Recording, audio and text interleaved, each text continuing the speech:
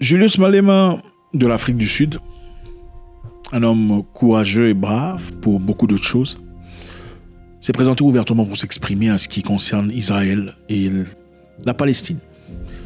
Beaucoup de personnes n'ont peut-être pas les tripes de dire certaines choses. Lui ne se gêne pas. Je pense qu'il est important que l'on suive cette vidéo de lui partant d'un pays qui a été longtemps criblé par les douleurs et les blessures de l'apartheid.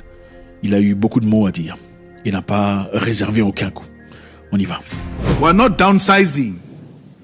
We are going to withdraw our embassy from Israel and we are going to chase away the Israeli embassy in South Africa. Waouh. Là, il fait allusion à ce qui se passe entre Israël et les Palestiniens.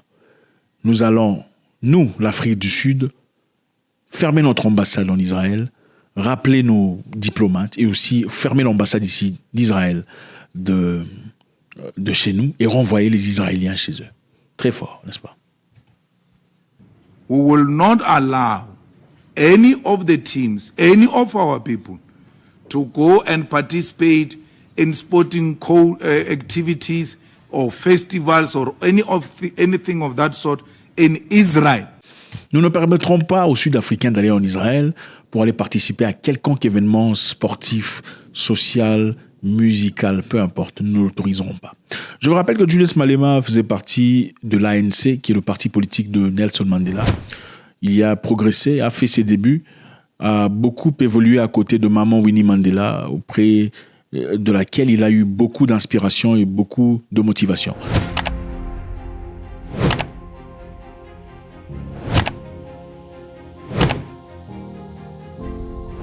Julius Malema, après un temps, évidemment, a décidé de quitter parce qu'il jugeait que ses intérêts et ses valeurs ne concordaient plus aux intérêts de l'ANC. Il a ainsi fondé l'IFF, qui est l'Economical Freedom Fighter, plus dirigé à la liberté financière, c'est-à-dire il disait que autant on peut dire que nous sommes libres aujourd'hui en tant qu'Africains, nous ne sommes pas vraiment libres parce que l'économie sud-africaine est toujours gérée par la population caucasienne. Donc il est important, impérieux que l'on récupère les terres et aussi une grande partie de l'économie qui est encore entre les mains des étrangers, d'après lui. If we can't do that, then our solidarity with the Palestinians is a lip service. Si nous ne pouvons pas faire ça, donc notre solidarité envers les Palestiniens, c'est du vent. En fait, je pense qu'il fait allusion à des paroles qui étaient sorties par le président de la République sud-africaine. Il avait condamné, ouvertement, en tout cas faisant partie des très peu de pays qui ont eu le courage de condamner ce qui se passe en Palestine aujourd'hui, les bombardements sur Gaza. Il a voulu, je pense, pour que le président de la République fasse preuve, en tout cas que celui-ci soutienne les paroles qu'il avait ouvertement diffusées, qu'il ferme l'ambassade. Sinon, ce serait du vent. We need action, and not only with regard to embassy and cultural activities, including economic activities. We ought to cut ties with Israel. Anything that is produced in Israel should not find its way into South Africa. Tout ce qui est produit en Israël ne devrait pas venir ou être importé, acheté en Afrique du Sud. Vous savez, si vous voulez faire mal à quelqu'un, ok, quelconque quantité, touchez sa poche. Ça fonctionne à tout coup. En tout cas, je pense que Malema comprend tout à fait ce mécanisme. Et généralement, peu importe ce que c'est, vous êtes dans le télécom, quoi qu'il en soit. Récemment, il y a des gens qui ont combattu des entreprises de télécommunications françaises. Je pense que c'était au Cameroun, en Afrique de l'Ouest en tout cas, prétextant ou probablement parce que ces entreprises usaient des tarifs complètement embarrassants, c'est-à-dire des tarifs qui étaient inacceptables. C'était trop cher pour les Africains. Donc les prix que l'on vendait, les produits télécommunications en Afrique par rapport au prix qu'on vend en France, c'était pas la même chose. Alors, les Africains de l'Ouest, en tout cas pour beaucoup de pays, se sont levés disant « Ok, on va boycotter tout le bazar ». C'était une très belle initiative. Mais malheureusement, comme les gens sont généralement lâches, certaines personnes ont continué à tout ça à utiliser. Pourtant, si toute la population aurait pu faire 2 jours seulement, 2 jours, en éteignant 2 jours, éteindre complètement le téléphone, en 2 jours seulement. En 2 jours seulement, les pertes qu'ils auraient accumulées, en tout cas pour ces pertes seulement, ils auraient changé d'avis. Mais évidemment, comme on est incapable de synchroniser dans ces communautés, triste, hein?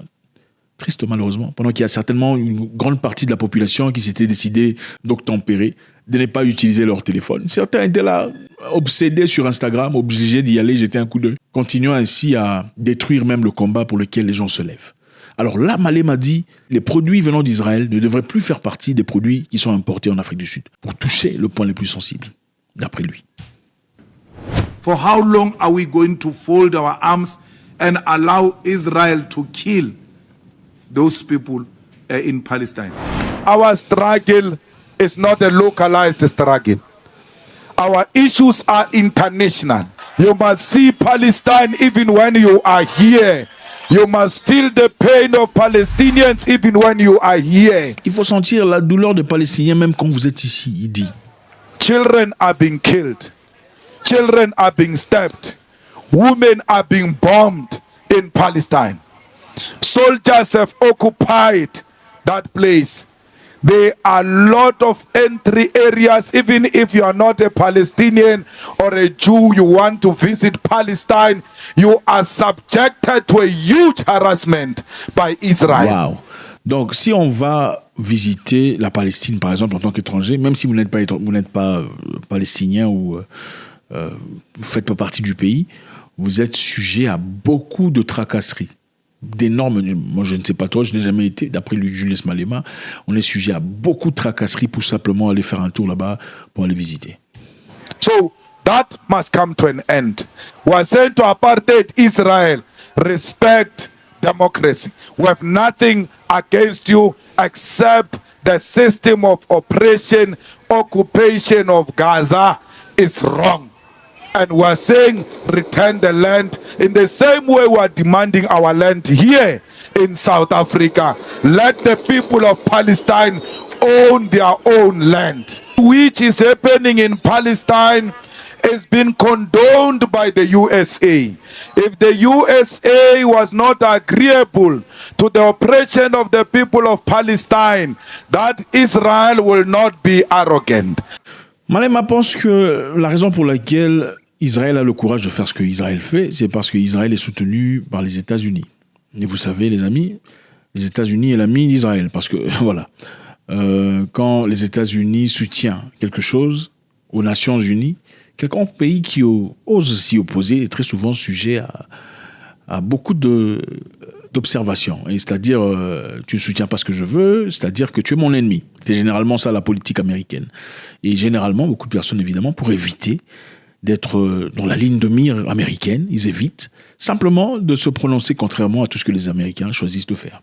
Et c'est ça ce que Malema veut dire. La raison pour laquelle Israël fait ce qu'Israël fait, d'après Malema, c'est parce que ils sont soutenus par les Américains. The nonsense which is perpetuated by apartheid Israel in Palestine is supported directly by capitalism and by America. So we need to say to the embassy of Israel, we are not friends with people who derive pleasure out of pain of other people. We must always be democratic. We must always respect the human rights. Why do you arrest people without trial and claim to be democratic? Pourquoi vous arrêtez les gens sans jugement? Pourquoi vous incarcérez les gens sans jugement et prétendez être un pays démocratique? Malema dit. Because everybody must be subjected to a fair hearing by an independent judiciary. The people of Palestine, they get jailed without trial by apartheid Israel. We are not here today because we hate the Jewish people. Our march is not against the Jews. Nous ne sommes pas là parce que nous haïssons les Juifs. Notre combat, ce n'est pas contre les Juifs. Our march is against the apartheid Israel. Notre marche est contre l'État apartheid d'Israël. Donc ils sont partis marcher devant l'ambassade israélienne en Afrique du Sud. En tout cas, je pense que c'est les seuls Africains qui ont eu le courage de le faire, aller marcher dans les rues devant l'ambassade israélienne pour dire arrêtez. Nous ne sommes pas là parce que nous sommes contre les Juifs. Nous sommes là contre l'État apartheid israélien. Donc il y a une grande séparation dans les mots. Malema essaye de faire passer ce message So we must not live here thinking that the Jews are our enemies. Donc nous ne devons pas quitter ici pensant que les Juifs sont nos ennemis. They are not our Ils enemies. ne sont pas nos ennemis. We do not agree with the apartheid Israel. Nous ne sommes pas agréablement réceptifs aux idées de l'État apartheid Israël. We are saying to South Africa, remove our embassy in Israel and then remove this one from South African soil, because we cannot share a territory with people who are oppressing other people. Nous demandons à l'Afrique du Sud d'enlever, d'arrêter, de stopper notre ambassade de l'État d'Israël. Très intéressant comme discours, Julius Malema, qui ne mâche jamais les mots. Je pense que l'histoire d'Israël et Palestine est une histoire qu'on racontera peut-être très bientôt pour essayer d'éclaircir un tout petit peu ce qui se passe. Mais je pense qu'en attendant, on pouvait aller jeter un coup d'œil pour comprendre un tout petit peu qu'est-ce qui s'est passé. D'où est-ce que ça a commencé? Comment ça se fait que les Palestiniens et les Israéliens se battent? Pourquoi se battent-ils pour les terres? À qui appartiennent ces terres? Ce qui est en réalité vrai est que Israël, après avoir subi une attaque venant de Hamas qui est un groupe armé de la Palestine, qui a été déclaré terroriste par les Nations Unies, a répliqué de manière farouche. Et jusque-là, les bombardements continuent. Beaucoup de gens sont... C'est bien triste de voir ça. Et aussi, nous savons que les Nations Unies viennent de couper son aide à la Palestine. La Palestine recevait de l'argent venant des Nations Unies parce qu'en Palestine, l'eau a été coupée, le courant a été coupé, le gaz a été coupé, beaucoup de choses, les médicaments ont été coupés. Donc, c'est-à-dire qu'ils n'ont pas d'eau, pas de gaz, pas de médicaments. Ouais. Et jusque-là, ils sont comme ça dans le noir. Nous savons aussi que les Nations Unies ont envoyé de l'argent en Palestine pour essayer d'aider les Palestiniens à évoluer et progresser. On dit que l'attaque d'Israël, c'est contre Hamas, qui est le groupe militaire, pas la Palestine. Okay? Mais on se pose la question de savoir, parce que la Palestine a ses gouvernants. Hamas, c'est autre chose. Bon, si l'attaque militaire est contre Hamas, pourquoi les Nations Unies coupent l'aide à la Palestine? Nous nous demandons. Si l'attaque est contre Hamas, Hamas c'est les méchants, ce n'est pas les Palestiniens. Pourquoi les Nations Unies coupent l'aide à la Palestine? De part et d'autre, je pense qu'il est essentiel de rappeler que les vies sont importantes. Il faut respecter les vies. Quoi qu'il en soit, peu importe l'origine, les vies sont autant importantes les unes les autres. Et je pense qu'il faudrait le dire avec emphase. Et encore une fois, le combat est pour la liberté. Chacun mérite la faveur qui lui a été attribuée. Aucune personne n'est supérieure à une autre. Absolument pas. Encore une fois, les amis, c'est toujours avec beaucoup de plaisir. Faites-moi savoir ce que vous en pensez. Julius Malema dans son discours, qui clairement prend le côté de la Palestine.